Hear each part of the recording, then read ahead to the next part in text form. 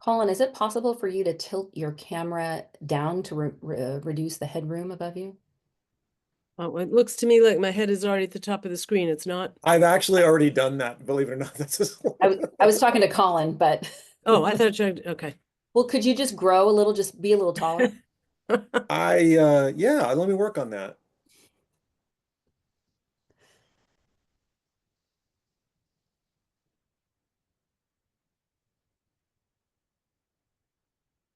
All right, I see we still have people entering the room here, so I'm just stalling as people are getting themselves sorted.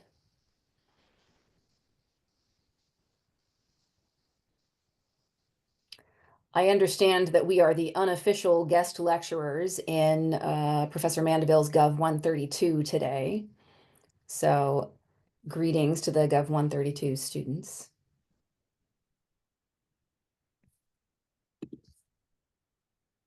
Then I think it's safe to go ahead and get started. Terrific. All right, here we go. Good afternoon, everyone. I am Professor Jennifer Victor, and this is a panel on executive order, or excuse me, executive power and the international order. And I'm very pleased today to be joined by my colleagues in the Schar School, Professor Peter Mandeville, Professor Philip Martin, Professor Ellen Lapson, and Professor Colin Dueck. They are all specialists in international relations, which I am not. But I was eager to organize a panel on this topic. We did a similar panel a couple of weeks ago, more focused on domestic politics in the United States and executive power, and it was very well received and appreciated by a lot of members of the community. And so I wanted to organize this second panel on international topics, and I'm grateful for my colleagues' participation to do so. Let me just start with a couple of instructions and housekeeping before we dive into the content. The chat is open. You are welcome to use the chat. It's going to be largely kind of only gently monitored. The panelists will not really be paying attention to the chat. It's more of an expressive space. We are interested in a civil and productive discourse here, so please, professional responsibility to all. The Q&A feature at the bottom of your screen that you can access in the Zoom environment is where we invite students to ask, or participants rather, to invite you to ask questions as we are all speaking. We will we may provide written responses to some of those questions. We'll try to do verbal responses afterwards.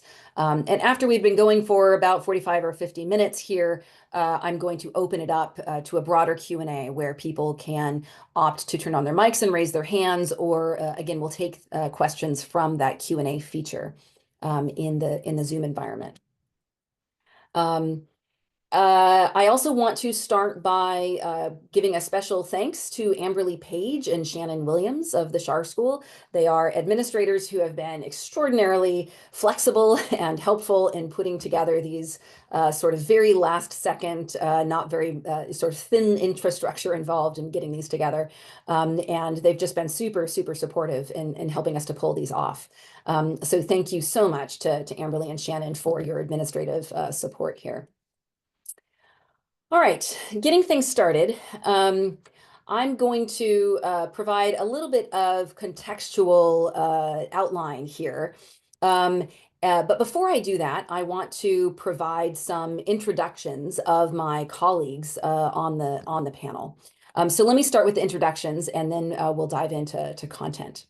So on the panel with us today, we have Peter Mandeville. Dr. Peter Mandeville is a professor of international affairs in the Schar School of Policy and Government and director of the Abu Suleiman Center for Global Islamic Studies in the College of Humanities and Social Sciences at George Mason University.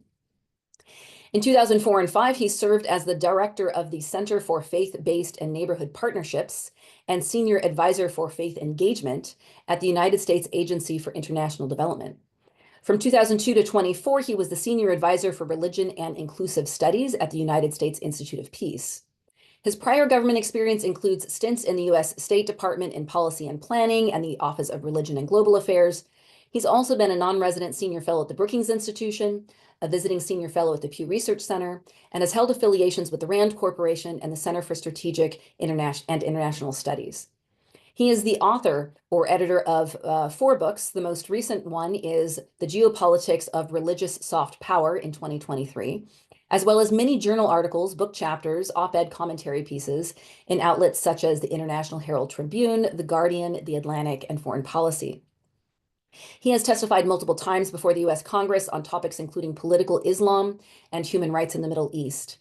His research has been supported by the John D. and Catherine T. MacArthur Foundation and the Carnegie Corporation of New York, and the National Endowment for the Humanities and the Henry Luce Foundation. Next, we have Ellen Lapson. She is the director of the Master's in International Security degree and the Center for Security Policy Studies in the Schar School of Policy and Government at George Mason. She joined Mason after a distinguished 25-year career in government and as president and CEO of the Stimson Center from 2002 to 2015. She serves on a number of academic and other non-governmental boards related to international security and diplomacy, is a columnist for worldpoliticsreview.com. And her last post in government was as the vice chair of the National Intelligence Council from 1997 to 2002. Ellen also served as the State Department's policy planning staff, the National Security Council staff, and the Congressional Research Service. She served on the board of the Asia Foundation from 2003 to 15 and the Council of the International Institute of Strategic Studies. She was a member of the CIA External Advisory Panel from 2006 to 9, President Obama's Intelligence Advisory Board from 09 to 13, and on the Secretary of State's Foreign Affairs Policy Board from 2011 to 14. Professor Phil Martin is an assistant professor of international security in the Schar School of Policy and Government at George Mason University.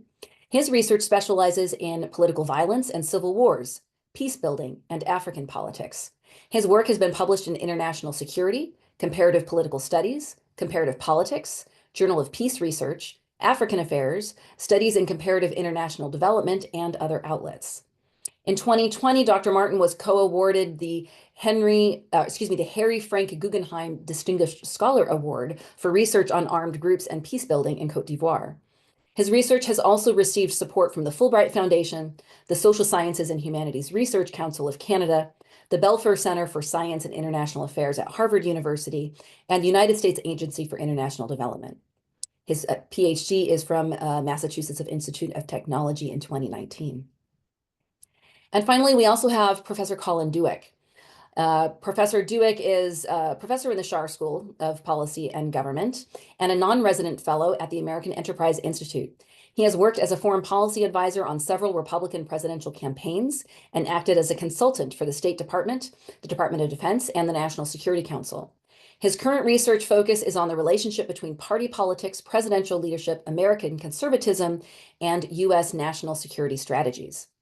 Professor Dueck has published 4 books on American foreign and national security policies, most recently Age of Iron on Conservative Nationalism from Oxford Press in 2019, and The Obama Doctrine, American Grand Strategy from Oxford University Press in 2015. He has provided congressional testimony and published articles on these same subjects in journals such as International Security, Orbis, Security Studies, Review of International Studies, Political Science Quarterly, and many others. His work has also been published in journalistic outlets such as the New York Times. Professor Dueck studied politics at Princeton University and international relations at Oxford under a Rhodes Scholarship. I'm so pleased to be joined by my distinguished colleagues. I'm very grateful for them giving up their time to provide public goods such as this panel. When important and concerning things happen in the world, it's important for us to use our human capital that we have here in the Schar School to provide public insights on things of concern. So now I'm going to start the meaty part of the program, and I'm going to begin by trying to provide a little bit of context for what has been going on and try to provide a bit of an accounting of things. International relations is not my area of expertise. I am a Congress scholar. I specialize in domestic politics of the United States, but our topic here today is about the US's role in the world and how that role may be changing under the Trump administration. So to start it off here, I'm going to try to do a quite ill-advised history of the world kind of in 60 seconds. And to put things kind of in perspective, prior to, and again, I'm not an IR scholar, so my colleagues can, use the chat and complain about all of my wrongness that I'm about to spew here. But from my simple understanding of things, prior to the 20th century, the international world, international politics was dominated by things like colonialism and imperial powers. There were lots of conflicts over the time that were often bilateral conflicts and civil wars, and they were often over things like land and resources and so forth. And in the 20th century, things really changed. The world wars that we experienced in the beginning and middle part of the 20th century really changed the international order. When World War II was over, the United States' role in the world itself, our position in the world changed because of the role that we played in the end of World War II. But also there was a philosophical and tactical change that happened around that time. I think partly perhaps for technological reasons, but also for strategic reasons in the United States. So the US really led the way in the post-World War II era for creating an international order that provided infrastructure and institutions at an international level that where the philosophy was to essentially intertwine trade with security. You could expand security around the world for more people as the economic relationships between nation states became more dependent on one another. And this philosophy of interdependence became really resounding throughout the 20th century, the remainder of it, and into the 21st century, and really shaped the way that the US engaged with other countries. And we saw more international peace during that period relative to previous periods. So this philosophy is really based on things like free trade and free markets. And throughout this system, the US becomes the reserve currency of the world. And plays a hegemonic role that it occasionally, during the Cold War shared also with the USSR at the time. But the idea is that the interdependence created security, and the interdependence was based in economics. And Donald Trump has a different philosophy of the world. And he sees relationships between the United States and other countries quite differently. And rather than seeing the US as sort of the central node in a network of relationships in which the US plays some perhaps commanding role, Donald Trump sees it, it seems more as a series of dyadic or bilateral relationships in which, by his accounting, maybe by lots of accounting, the US has sort of the raw end of the deal. And in essence, the US has paid a lot in terms of its own resources in order to maintain that sense of hegemony in the world. And particularly countries in Europe and elsewhere have become quite reliant on the US playing that role in international markets and international security. And now what we're seeing is what some are starting to call a Trump doctrine. And I'll be interested to hear if my colleagues have some descriptive words to say about what they think that might be. I haven't heard it clearly articulated yet, as I think it's all still in flux. But the Trump doctrine seems to really suggest that the US is best served not by playing a hegemonic role in a grand network, but rather than by playing a series of bilateral arrangements with countries. And since resuming office on January 20th of this year, Donald Trump has implemented a series of assertive foreign policy measures that reflect this sort of America First doctrine. So let me just hit a couple of areas on trade, on military, and on global health. So in trade, most profoundly, we have seen tariffs threatened and then rolled back and then again threatened and then executed. Things are moving very fast across the board these days.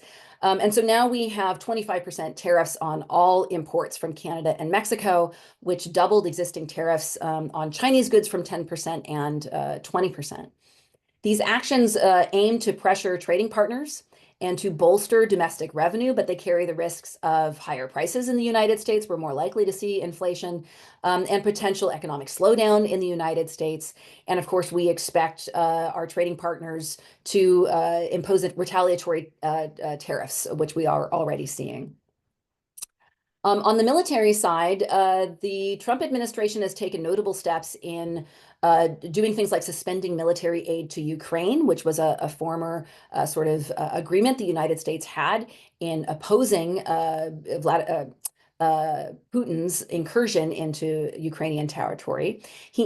Trump aims to pressure President Volodymyr Zelensky to pursue a peace agreement with Russia and has suspended the U.S. support, which puts U.S. and Ukrainian relations on a much more strained prompt than they had been previously, and puts the European Union in a position then to try to fill in some gaps and try to engage in international security negotiations in a way that really they hadn't been doing outside of without the US previously. So this brings into great questions about international agreements like NATO and whether or not the United States is still interested in being a premier member of NATO and using that multilateral alliance as a way of securing peace. As it has for the last 80 years. So this shift really suggests that the Trump administration wants to disrupt the international order that we have existed under for the past 80 years. And finally, on global health, the Trump administration has withdrawn the United States from the World Health Organization, citing a mishandling of global health crises. And the Trump administration has initiated steps to withdraw from the Paris Climate Agreement and to roll back various environmental regulations with the aim of boosting the domestic energy production and domestic economy and to reduce regulatory constraints in both healthcare and energy. Collectively, these actions underscore a foreign policy strategy focused on economic protectionism, a reassessment of international commitments, and a prioritization of national sovereignty over international order. While intended to strengthen U.S. interests, these measures have elicited varied international reactions and carried implications for global diplomatic and economic dynamics. And so now I'm going to turn to my co-panelists to help fill in the blanks. So let me start with Professor Mandeville. Please go ahead. Great. Thank you, Professor Victor. I mean, in many ways, that was a really comprehensive summary that I think nicely covered the primary aspects of what we're currently seeing. Um, I think that we're at a moment where there is so much going on so fast that it's very difficult at this point to discern exactly what's going on and what the longer term implications will be. Um, One way to read the rather dramatic actions that the Trump administration has taken in its first few weeks, you hit on the Ukraine policy inversion and its implications for European security more broadly. We've heard talk of new sort of territory purchases and new territory grabs. We've seen important developments in the Middle East, including, for example, President Trump's rather striking claim that the United States was going to, quote unquote, get Gaza, the possibility of the United States underwriting an Israeli annexation of the West Bank in the coming weeks. You mentioned the tariffs, and you mentioned a number of instances where the United States seems to be withdrawing in various ways from a system of multilateral institutions that it's all the more striking because many of those institutions were very much of our own making in the years following World War II, right? And so this is precisely the phenomenon that many will talk about as the collapse of the American-led international liberal order. Now, there are many questions to be asked about how perfectly ordered it was and how perfectly liberal it was and how perfectly international it ever was. And I think that my colleague, Professor Leibson, will maybe kind of explore some of those themes in her remarks. But, these initial actions, whether they are, dramatic shifts that are intended to provoke and prompt responses, or whether they are signals about a longer term trend. If the latter, then I think we are potentially seeing the most significant realignment of U.S. foreign policy, since the aftermath of World War II. The action that the Trump administration has taken that I want to kind of dig down into in a little bit more detail for a couple of minutes is the efforts that the administration has taken to begin essentially the dismantlement of U.S. foreign assistance and humanitarian aid. I've been on leave from the Schar School for the last couple of years, where I was serving at the U.S. Agency for International Development, and in fact, left the agency just a few days before the administration began to take its actions against it. This is really striking to me for a number of reasons. The actions that they've taken against USAID and the way that they've done it and the kind of rhetorical framing that they've put around it. It's striking because for decades, there's been a fairly clear and strong bipartisan consensus around the idea that there is utility in U.S. foreign assistance, that there are good, sound national security reasons why it's in the interest of the United States to provide certain kinds of foreign assistance around the world, and the way that that relates to everything from helping to foster stability in certain parts of the world, to helping to prime certain kinds of markets to be amenable for U.S. trade and other kinds of commercial activities. This bipartisan consensus, I think it's worth noting, was present even in the first Trump administration, when President Trump viewed USAID as, a normal independent agency, and appointed an administrator to lead it, and seemed to be broadly supportive of its work. And so it's really striking to see, what's now presented almost a case of, Doge and Elon Musk somehow discovering something akin to a secret slush fund that was being, run by quote unquote radical lunatics, characterizing it as a criminal organization. This is all the more striking, and I think has implications for this broader theme of executive power, for several reasons. One is the fact that U.S. aid actually isn't in control of its own budget. USAID's overall budget has an unusually high level of congressional earmarking in it, to the tune of about 80%, which means that the programs that it runs are not ones that were proposed by the executive branch or by development specialists at USAID itself. A lot of those programs are activities that USAID was directed to implement through funds appropriated by the US Congress. In other words, individual members of Congress are telling USAID through legislative action to spend particular amounts of money on particular things in particular places around the world. Meaning that if a given administration has questions about the programs that USAID are running, in many ways, those questions are more appropriately directed at the US Congress rather than at USAID itself.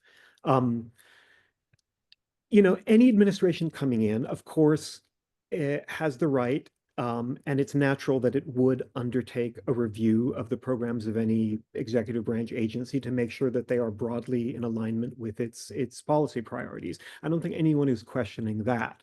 I think the concerns are more about the way that this administration has gone about doing it very rapidly, without any due regard, it seems, for kind of standard procedures and due process around making significant changes to what is, after all, an independent federal agency that was established by legislative action in 1998, meaning that if the executive branch wishes to fundamentally change the status of USAID, the US Congress needs to be involved in that.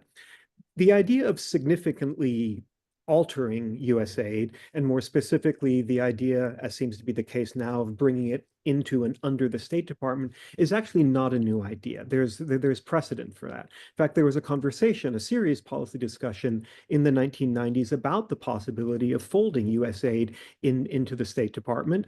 And for a variety of reasons, it was ultimately determined that USAID should remain outside the State Department, but with a close relationship, meaning that the State Department's Office of Foreign Assistance exercises oversight over USAID's programs in order order to ensure that they are broadly aligned with US foreign policy goals. In other words, that oversight mechanism is always and has always been in place.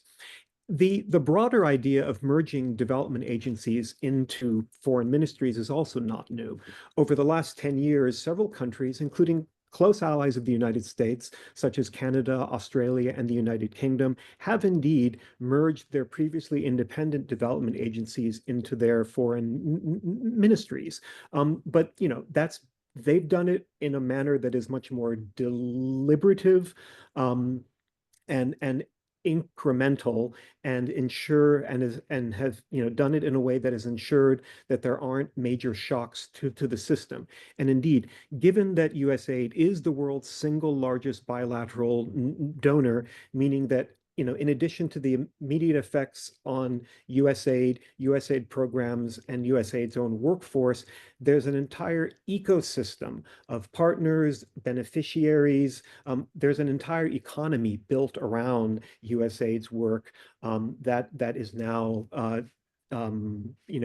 experiencing a shock to the system and enormous confusion precisely because of some of the ways that the administration has approached this work. And it includes things, for example, that kind of suggest that there's a strong element of kind of the right hand not knowing what the left hand is doing in some of this. So, for example, with respect to some of the implementing organizations for USAID programs that I've talked to in recent days, they've shared experiences such as in the morning receiving a waiver from the State Department telling them that they are authorized to continue working on a particular program, only to several hours later receive a notice telling them that that program has been terminated. And so there's just enormous confusion going on right now in the development and humanitarian world about what is permissible, what is possible, and what the future of U.S. foreign assistance is going to be. And so finally, if we do want to speculate about what the longer term trajectory here might be, what kind of vision the administration might have for U.S. foreign assistance going forward. Again, I've been reading between the lines of things that they've said and done in recent weeks. I've had the opportunity to consult with folks in the administration, including some of the people that are kind of directly involved in and are the driving forces behind what's going on. And my sense is that their vision is one where U.S. foreign assistance continues, but it ceases to support kind of long-term development work and is really primarily reoriented towards short-term humanitarian crisis response funding, as well as a few types of global health programs, and also a strong sense that the United States is likely to back away from doing that work in partnership with multilateral institutions, such as some of the specialized UN agencies, who are actually very important partners who have been very important partners for a lot of U.S. foreign assistance activities in recent years. My understanding is that the administration is aiming to set forth kind of a new vision for U.S.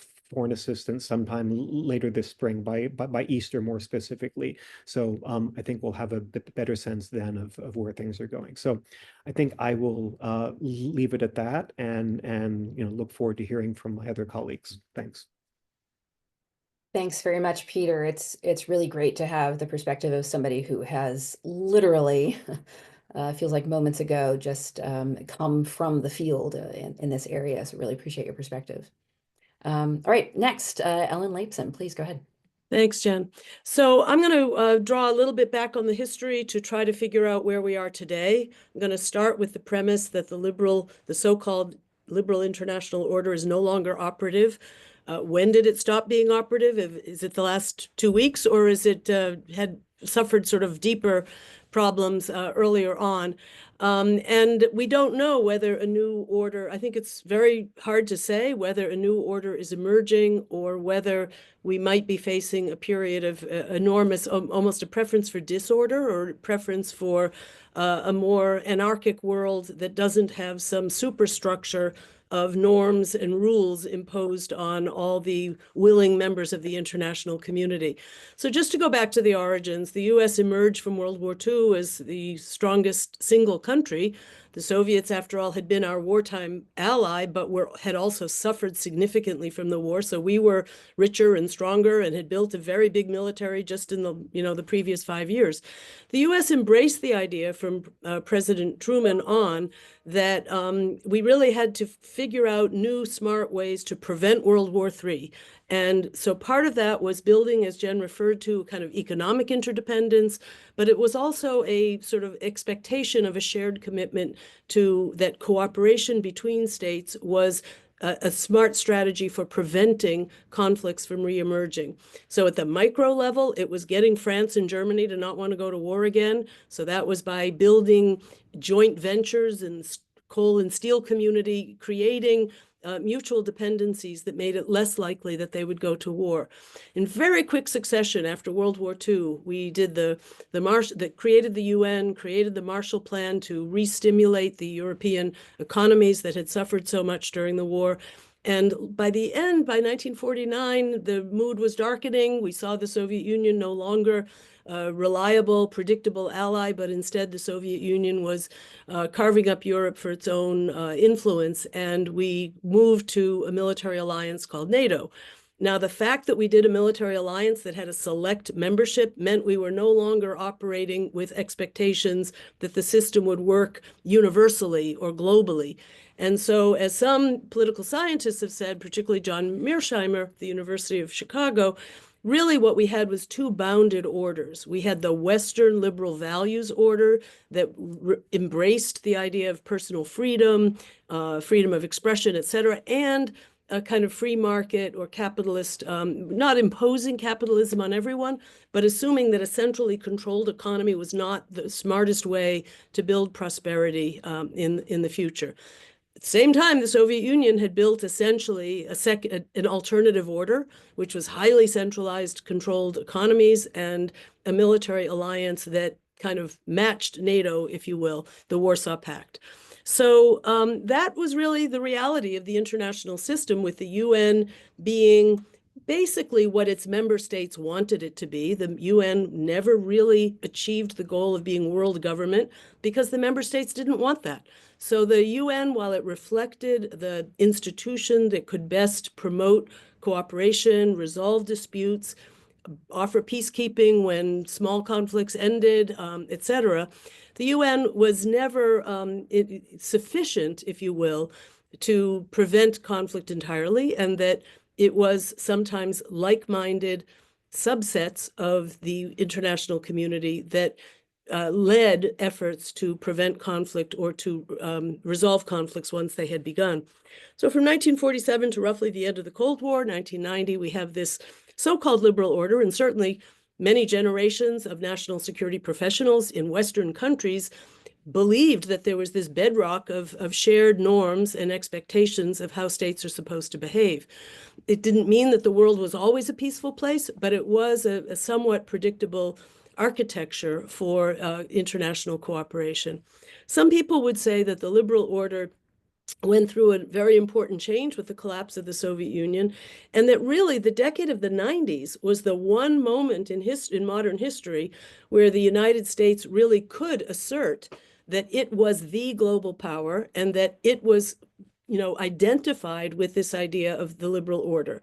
A good number of American presidents embraced this idea of both parties, embraced the idea of American leadership as both a responsibility and a privilege of America's, exceptional wealth and the identity of the United States as a country that was very kind of open innovative, less bound by ethnic nationalism or by some of the constraints of other powerful countries in the international system.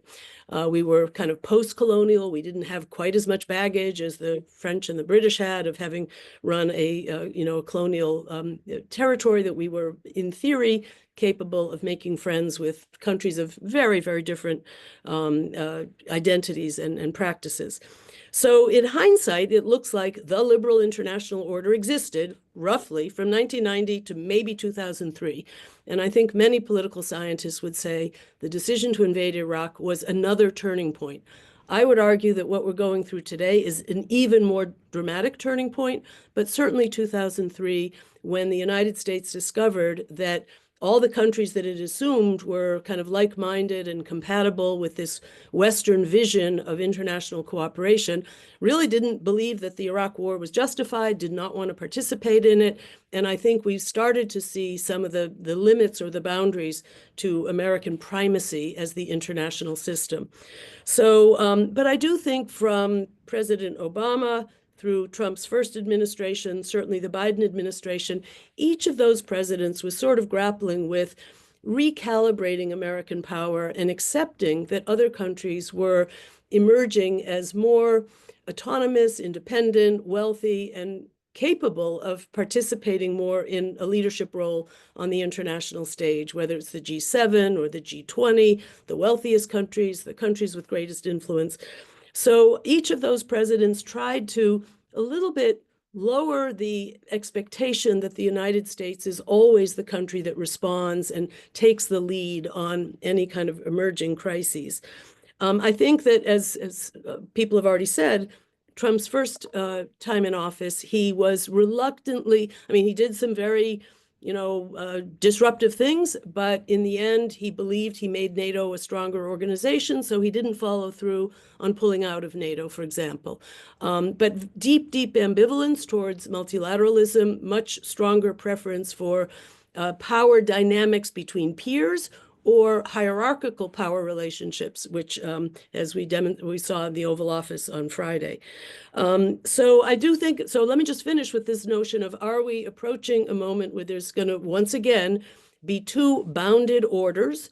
One is whatever remains of Western liberal values, whether that's led by Europe, not the United States, whether it's led by perhaps some modified version, the United States and friendly countries in the Western Hemisphere and in Europe, but that there would be some other order that's based on a different set of assumptions about power politics. So you could imagine Russia and China together leading an Asian order, or we don't yet know how this is going to play out. On the point of that Asian order, the non-liberal part of it is this strong belief in non-interference in the internal affairs of countries and an embrace of nationalism as a very, as the unit of political behavior that it sort of manifests itself in the international system.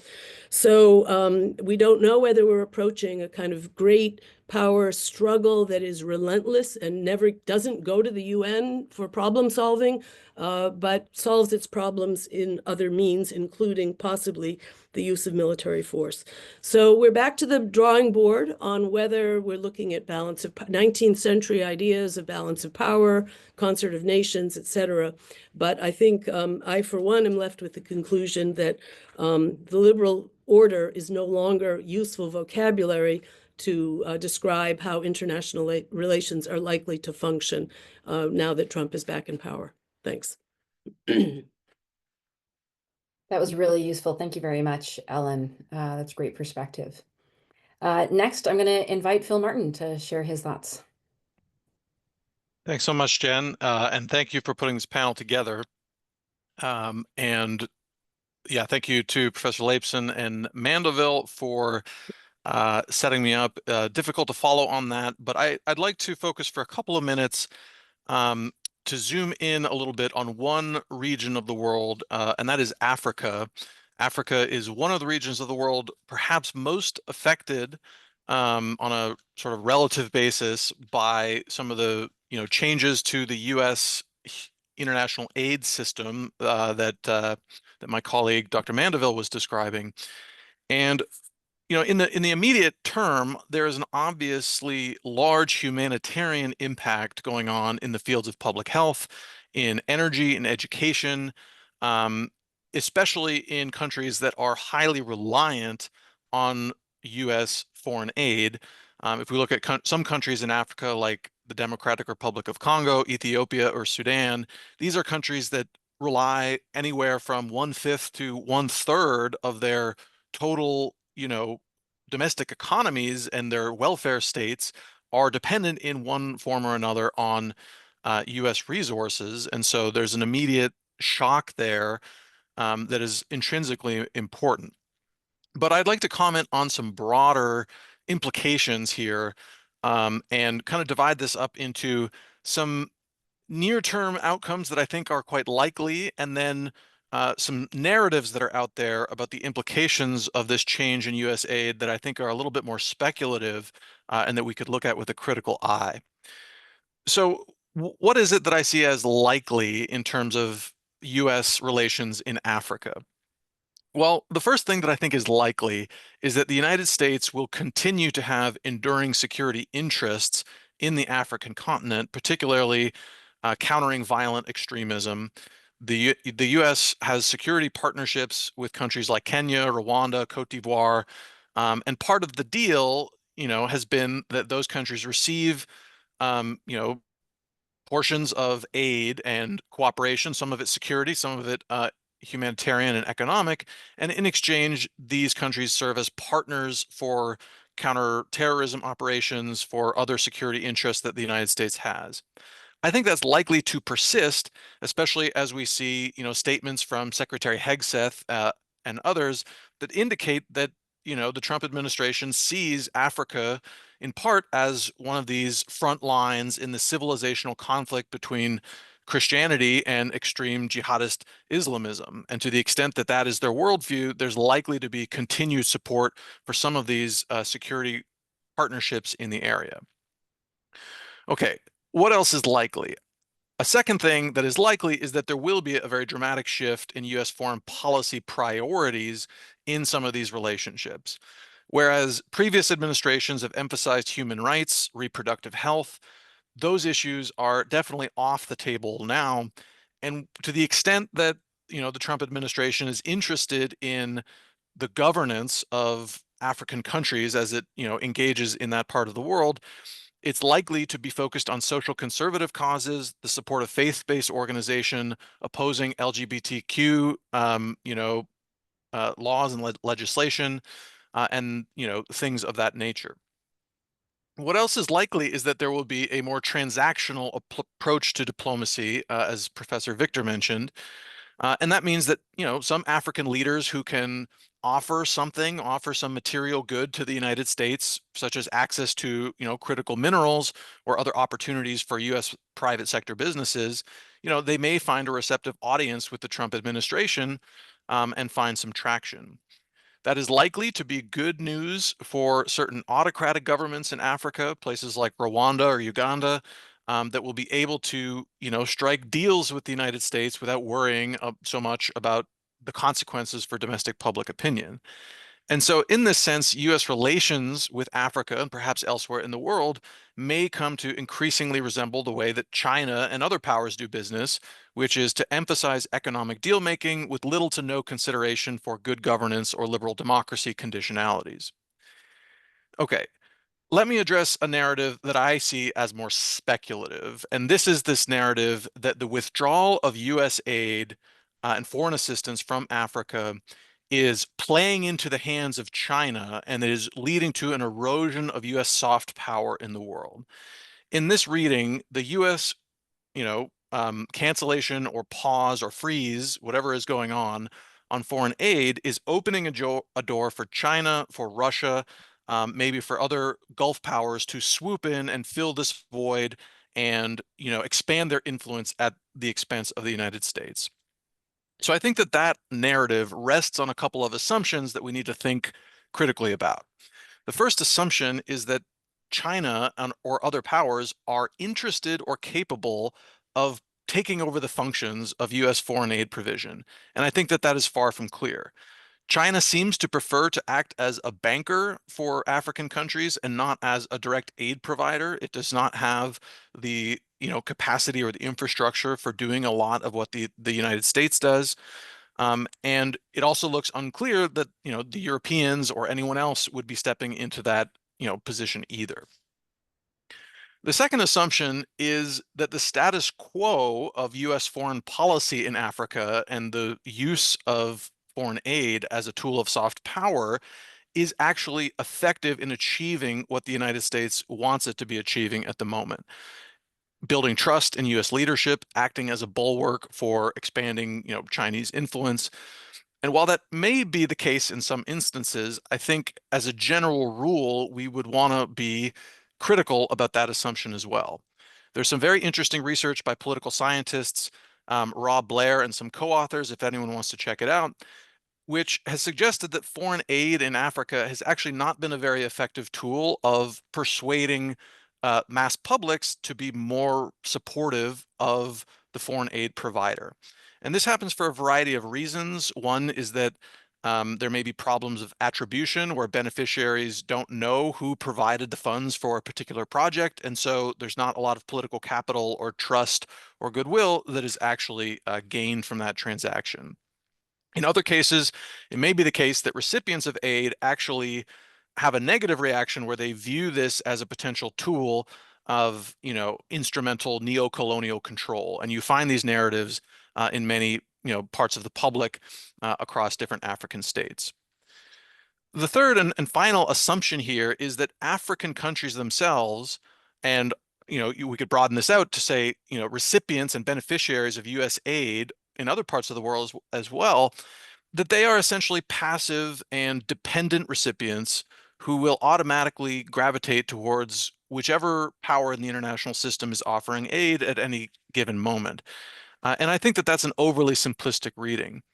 African governments may decide to bolster their own domestic capacities rather than fall into the orbit of China, given the shock of the withdrawal of US aid. They may, attempt to diversify their portfolio of international partnerships and alliances. I think it's overly simplistic to say that just because there's a withdrawal of this form of US assistance, that would automatically imply some, mass shift towards a Chinese or Russian coalition, given the persistence of other economic and security interests that are going to continue to tie the United States and African countries together in various ways. So I think I'll conclude there. There are a number of even more speculative possibilities here. Some African political commentators are talking about the need for greater regional integration. That the withdrawal of the West from, as an aid partner in Africa could actually spur regional bodies like ECOWAS or the African Union to become more robust and powerful entities. And that's, something that we hear talked about from time to time, but is, it's unclear if that will come to pass given some of the collective action problems there. In any case, I'll leave my comments there. But even though I've spoken about some of the implications in Africa, I think it may be worth thinking about some of these same dynamics apply in other parts of the world as well. Thanks. Very insightful. Thank you so much, Phil. Really appreciate your input on this. Finally, Professor Dewick, please go ahead. Thank you. It's always a pleasure to play the role of a token conservative with my good friends and colleagues from the Schar School. So what I'm going to do is maybe go a little off script. I really enjoyed the comments so far, and actually I feel the need to respond to them. There was a theme that came through, especially with the first few, which was that at the risk of oversimplification, we used to have this benign thing called rules-based liberal order, and now Donald Trump has willfully wrecked it. I guess I have a slightly different take on this. I would say, for those of us who consider ourselves realists when it comes to international politics, the essence of the subject matter is that the international system is an anarchy, whether we're willing to admit it or not. Great power struggle is normal. The Cold War was a great power struggle. We're seeing a great power struggle today. Smaller and medium-sized powers get caught in that and have to make their own choices. As Thucydides said, the strong do what they will and the weak do what they must, or maybe it's the reverse, but something like that. And so it's true that the United States framed its behavior beginning in the 1940s as, now we're going to lead a different sort of order altogether. But the most astute analysts understood that that was probably 10, 15% of what was going on. And as Dr. Leibson said, after all, if the UN had worked, there wouldn't have been any need to create NATO. If you look at the archives of administrations like Kennedy, which had a kind of ringing idealism in public, the way John F. Kennedy talked in private was extremely pragmatic. Basically, he just wanted to outcompete the Soviet Union. So Trump isn't really all that unusual in some ways. He's obviously very unusual in others. And because he's Donald Trump, there's always plenty to critique. But the way I would think about it is this, that there was no constant 80-year liberal order. What happened was a decay in that order over time. And by 2016, when Trump first won the election, to the surprise of probably all of us, he was kind of like the guy who looks in your attic and tells you that you got mice in your attic, which is not good news to hear, right? You don't like that guy. It's rude to hear that. But if you do have mice in your attic, you better know that you have them and you better figure out how to get rid of them. You don't necessarily have to ask Trump to get rid of them, but you have mice in your attic and they have to be removed. It's obvious that somebody as unusual as Donald Trump would not have won the presidency of the United States if there hadn't been severe public discontent with a number of trends going back decades. For example, frustrations with counterinsurgency campaigns in Iraq and Afghanistan. The feeling that every single military intervention the US engaged in was a failure, regardless of party, right? Libya, 2011. Just go back to the 1990s. It was hard to find a successful US military intervention in the post-Cold War era. On trade, it's clear that working class voters, lower middle class voters, felt that it hadn't worked in their interest, that it had benefited the rich more than them. And there's some economists who would agree. So, those kinds of resentments are eventually going to work their way through the system. I was working for a different Republican candidate in 2016, but we were struck in the more traditionalist, wing of the party at how popular Trump's message really was. And it wasn't a straight isolationist message. He actually didn't have a plan. He didn't say, I promise to wreck the liberal international order. And I don't believe he wakes up every morning and says that. What he said was essentially a series of questions or criticisms. Why do we keep intervening in this futile way? Why do we have these free trade agreements that haven't worked for working class Americans and so on? And again, that resonated. There's just no doubt about it. It was a very unusual kind of Republican, and it was a very unusual kind of candidate, but he ended up winning the whole thing. So that's worth understanding. I see him as in some ways the guy who's telling us that we have mice in the attic. So that means that there hasn't been a continuous, 80-year benign order. He certainly is the one who verbally questions it the most aggressively. He just gives it no respect whatsoever, which is partly what some Americans like about him, and it's what others find most disturbing. I mean, he clearly pays almost no verbal deference to the notion of a rules-based liberal order. And I get the feeling that he really does see himself as sort of protecting U.S. national interests. When he looks at the U.S., I think he sees Fortress America, and I don't think he looks at the world system, whatever you want to call it, the alliance system or the liberal international order, however these things overlap. And I don't think he sees the promotion of those orders as the goal of U.S. foreign policy. I think he looks at the United States, in other words, those 50 states, and says, why do we have all these commitments overseas? Why do we have all these multilateral commitments? Why do we have these economic commitments? Why do we have these military commitments? So that's not necessarily my view, but I think it's his view. I think it's very genuine, and it goes back decades. He's been talking this way for decades. He wrote an op-ed in the 1980s saying that U.S. allies were free riders. They're a bunch of free riders, and we need to get them to take up more of the burden, and the Japanese are out competing us economically. Then it became China, because China rose to the state that it is today.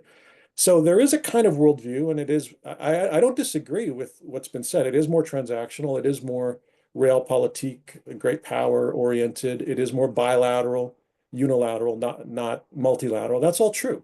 What's unclear is the endpoint. And I think this came up from Dr. Mandeville. it is not clear to me that he is hell-bent on the destruction of everything that is sacred to U.S. liberal internationalists, nor is he committed to their preservation. He doesn't care.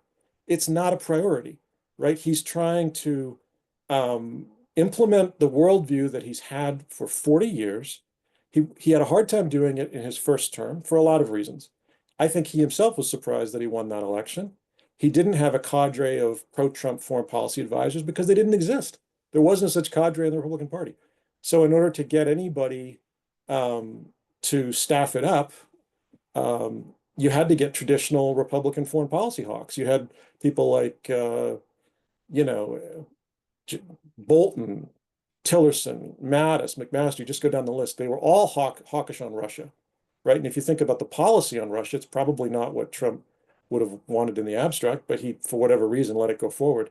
If you look at the nitty gritty of that policy, it was NATO, expanding troops into the Baltic states and Poland, increased military spending, hard line on arms control, killing Russian mercenaries in Syria. I mean, it was not what the Russians were looking for, right? In any case, that's what the Trump administration implemented. But Trump himself always said, he was very open about this, why can't we get along with the Russians? That was his policy. He ran on it and he won on that. So we know what he thinks. He's been saying for years, why can't we get along with the Russians? So I think the Trump doctrine, if there is one, is you escalate dramatically, unpredictably, forcefully, unexpectedly, and then you de-escalate in the same way. And it drives people nuts. It drives his own staff nuts sometimes. It drives international observers nuts. It drives journalists and academics nuts. But he reserves the right to go up and down that ladder as he sees fit. And so there's always, as I say, there's always plenty to critique. But the end game is not war. Okay, the end game is deals all over the world that result in peaceful conflict resolution, if I can put it that way. In his own way, that's what he's looking for. He is not interested in warfare overseas. I think he genuinely wants to dampen down all these crises that we're seeing. He isn't a mercantilist. He does want to carve out economic advantages for the US aggressively. I think sometimes he goes about it in a way that's right, and sometimes he goes about it in a way that's wrong. But what's different in the second term, if I can wrap up here with the last couple minutes, is he is empowered in a way that he wasn't in the first term. He's hitting the ground running because he now has a tighter control over the Republican Party. You're noticing less criticism from some of the more traditionalist types in Congress. They now understand that Trump, having won the nomination 3 times in a row, that's where the party's at. That's where Republican voters are at, and they know it. And if they don't follow and fall in line with the president, they know they're going to hear about it. So they do fall in line. So that's different from the first term. He's got now a staff that he's ramping up, including, frankly, Secretary of State Rubio, who's made it clear that he is going to implement the president's decisions. Rubio isn't going to be the next Rex Tillerson.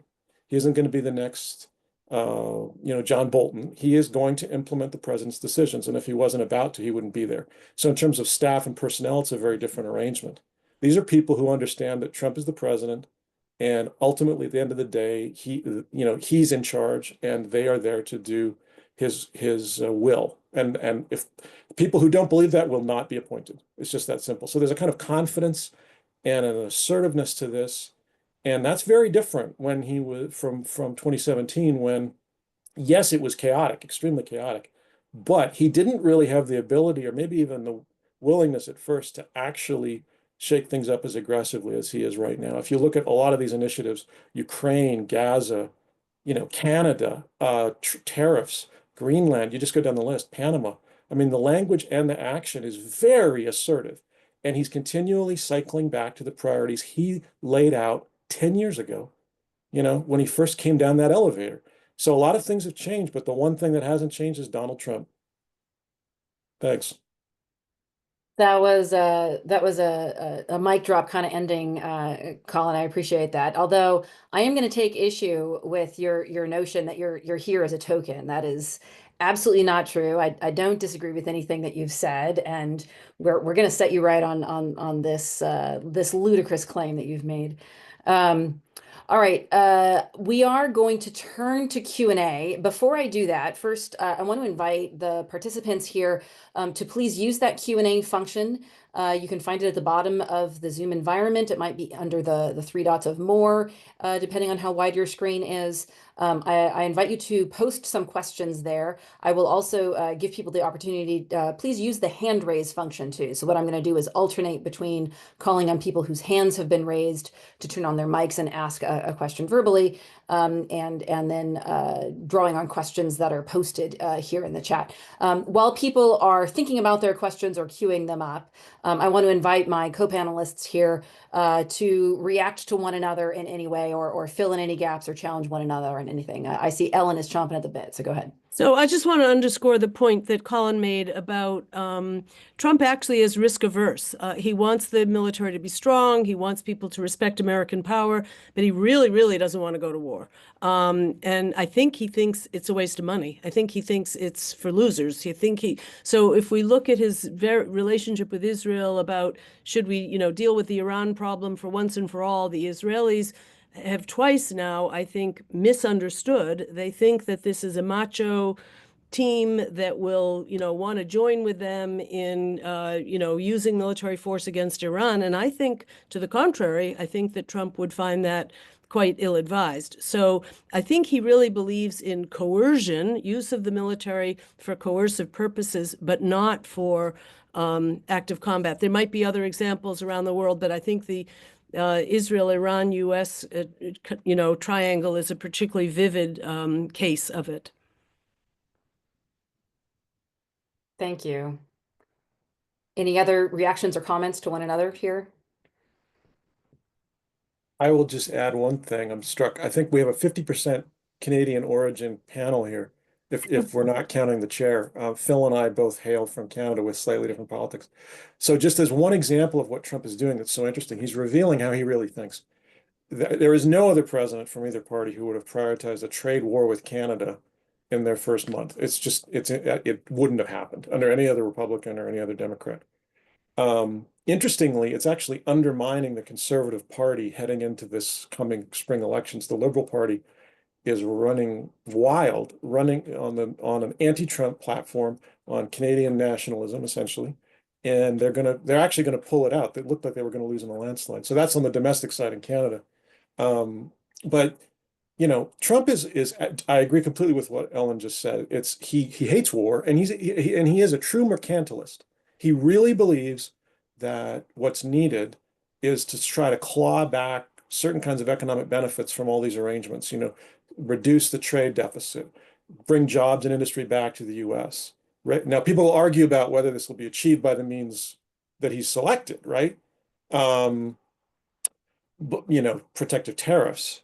But he wants Canada to stand up and take more of the burden, which is what he wants from all US allies. And he does it in his own way, which is, aggressive. So the core complaint is not invalid. I mean, Canada actually should step up. It has been a free rider in a lot of ways, right? But ironically, he's actually making it harder because he's probably going to get the Liberals reelected in Ottawa, and the one government that would have been likely to do what he wanted was the Conservatives.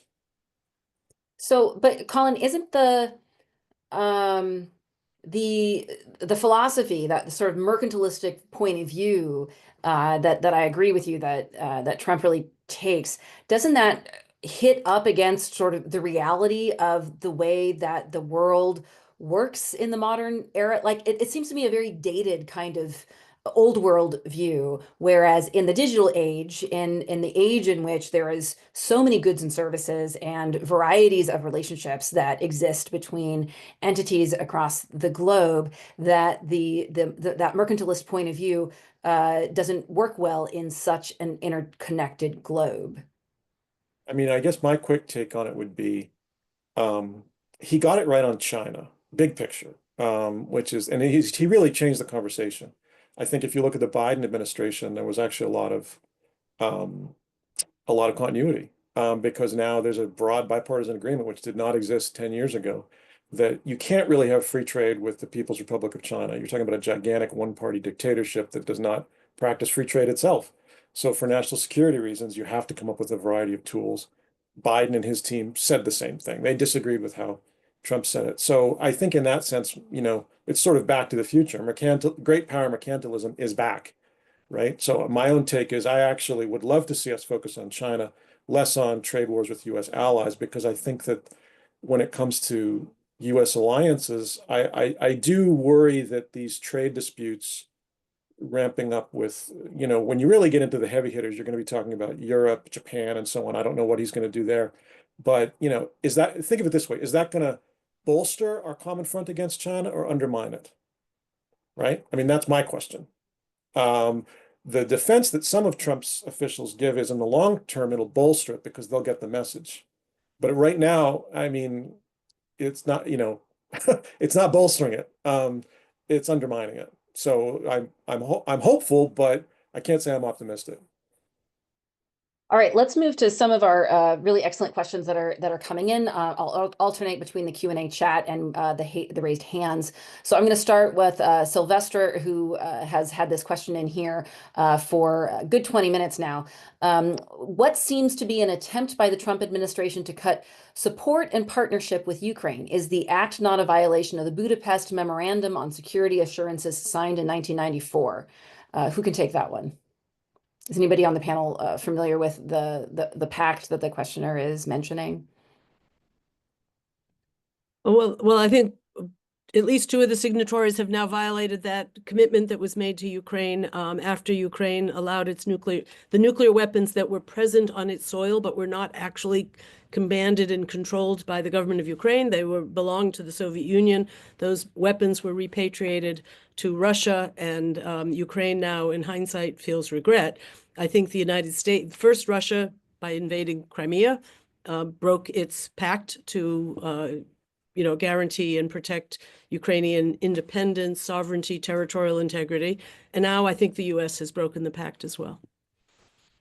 So I don't know how to climb out of that box, but whether what we're now seeing this weekend is Ukraine looking for security assurances from a collective of European countries that would have neither Russia nor the US as major signatories. The Brits were on that agreement in 1994, and they seem to still be playing, they're the closest thing to a sort of substitute for the United States, I think, in terms of their commitment to Ukraine's security. But their own defense industry is small, and they can't in any way substitute for the scale of what the U.S. can do. But they seem to be willing to play some kind of leadership role in at least starting the conversation about, so we can't get the best security guarantees you want. What's our fallback plan? What's the next best thing? Thank you very much for that. Ryan, your hand is raised. Can you turn on your mic and go ahead? Yeah, no, it was super interesting to hear all of your perspectives. So thanks for coming. It was really interesting. But I kind of had a question mainly for Colin. Obviously, you know way more than I do. But this assertion that Trump is kind of like not anti-war, but he's kind of more economically orientated, I guess you could say. Maybe it's changed from his first term, but I remember that like I think I don't know the number specifically, but I know that under his first term, the number of like drone strikes in places like Iraq and Yemen were actually increased from where they were under Obama. So, and then we also had the whole thing where like they killed an Iranian general that almost started like a whole war.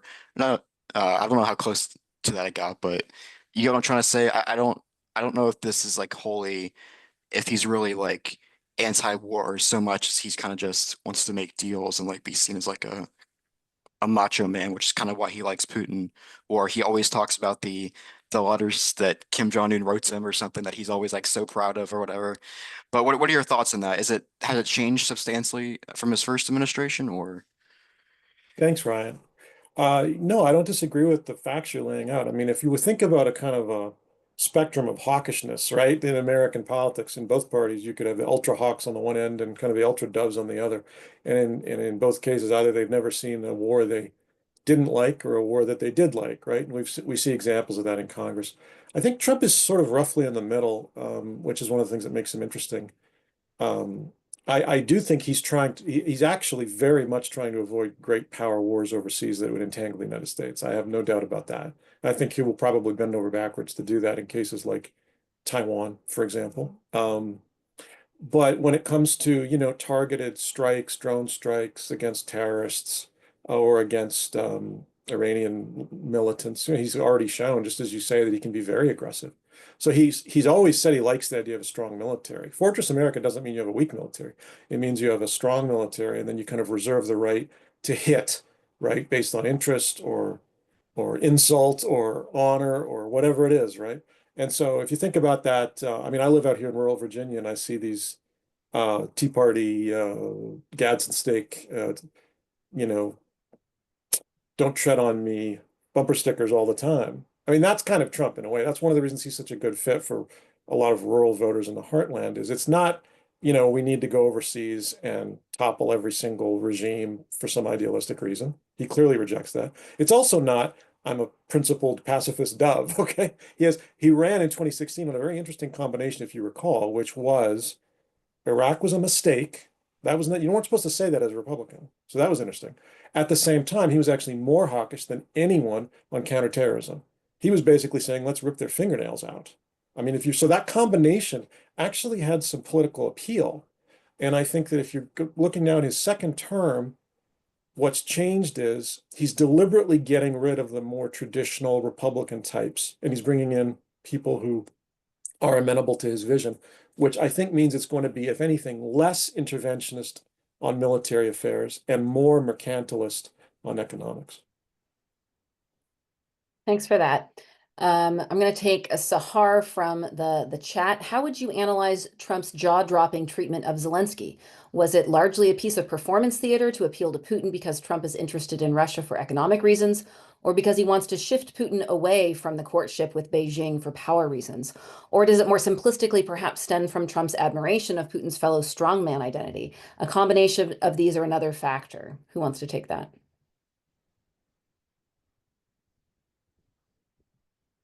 I'll just say the one thing we don't know is what. So if you agree with my analysis of the Trump doctrine, which is you go up and down the ladder unexpectedly and forcefully, right? Whenever you feel like it. What we don't know is whether he's threatened the Russians in private. I mean, he's several times implied that he's willing to use pressure against the Russians. We just haven't seen it. I think it's entirely possible that he's actually issued some pretty blunt warnings to the Russians or applied some pressure, some sticks in private. So it's a little bit hard to comment on the whole combination of tools that are being used right now because we just don't know. What we can see, and I think what we saw the other day was stunning because, I mean, I don't think it was planned. I think it was actually unplanned. I think it was exactly as Trump said. It was amazing TV. And what we saw was that at a certain point, Trump just decided he was fed up with it and sort of pulled the rug out from under Zelensky. And you're seeing pressure applied on Ukraine. And now I would have thought in the abstract that according to the Trump doctrine, you would pressure the Russians in order to get the concession from the Russians, while at the same time using sticks and carrots with the Ukrainians, right?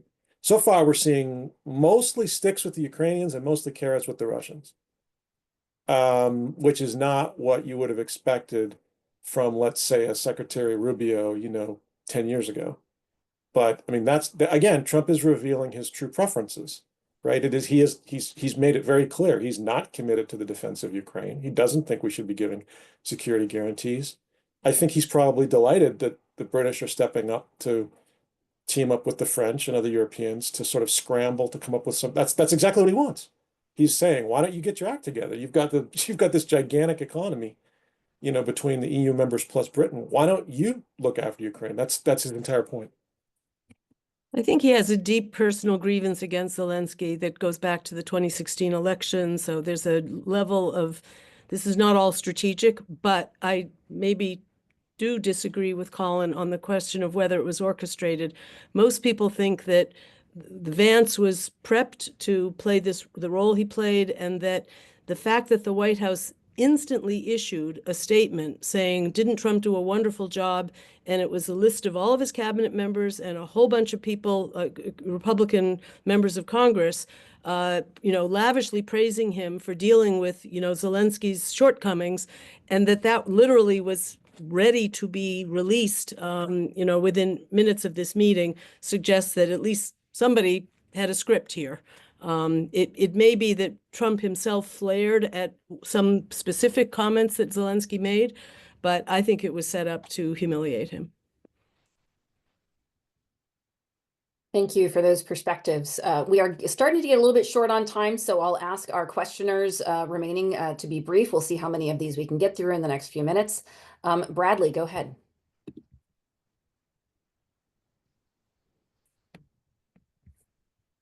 Hi, in the new administration, I know USAID is not receiving funding for programs that relate to things like reproductive rights and LGBTQ issues. And I guess I was just wondering how that might, and particularly in Africa, shape the cultural development of those nations, and how would it impact US influence in those nations, in the region?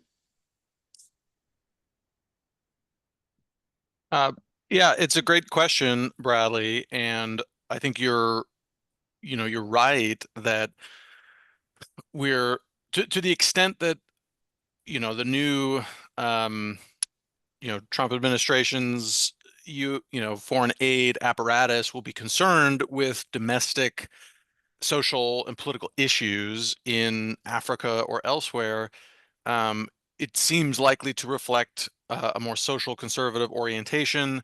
They may hold up aid or restrict aid from countries that have passed or are considering to pass, you know, types of legislation that they consider, ideologically, out of step with them, like protections for LGBTQ rights, which we've seen, several African legislatures pass, those types of laws in recent years. Um, what we might also see is a diversion of more funding through private, nonprofit, faith-based organizations that have actually played a large role in some of this cultural change and cultural pressure that you're talking about, Bradley, where actually a lot of U.S. Evangelical and church-based organizations have been, on the ground, putting a lot of resources into pushing a more social conservative evangelical mission in different African countries, especially those with significant Christian populations. So whether we'll see U.S. state influence get behind that effort in a new, more robust way, I think is an interesting question, and we'll just have to see. I don't know, Peter, if you want to comment. Yeah, I'll just add that this kind of broad phenomenon, the kind of globalization of the culture wars, if we can call it that, is absolutely something that during my time at USAID we were dealing with all the time. And there were U.S. strategic rivals, particularly in sub-Saharan Africa, that were trying to kind of leverage for their kind of soft power benefit, spreading certain kinds of mis and disinformation about USAID programming. So there will be certain countries, for example, where like the vast majority of USAID was focused on, water hygiene, sanitation, and economic development. And there was maybe one small $25,000 program that was focused on protections for LGBTQ communities, and they would then kind of start talking about how USAID is primarily aggressively trying to export LGBTQ rights in that country. Complicated all the more by the fact that in many cases some of the foundations aligned with the Russian Orthodox Church that were involved in these activities were also working in concert in other international fora with conservative American evangelical groups, right? And so that that posed a real policy conundrum for us. Thank you very much. I see that we have lost Colin from the feed. I think he may have dropped off because he has a class coming up, and I know Dr. Lapson and Martin also have classes at 4:30, and so we are probably going to have to cut this short really fast. I'm going to allow one last question here, and with apologies to Chris Berg, who is technically next in the queue, but has greater access to some of these experts than the students do. I'm going to give George the last question here. If you could ask your question real brief. Thank you very much. So my question is briefly is that, this administration has held like a very America first view, no, like very minimal foreign aid, very minimal human development in some other nations. Why do we continuously see Israel being an exception? Like we have billions of aid, emergency aid being sent to them, the annexation of the West Bank being floated as a very realistic idea.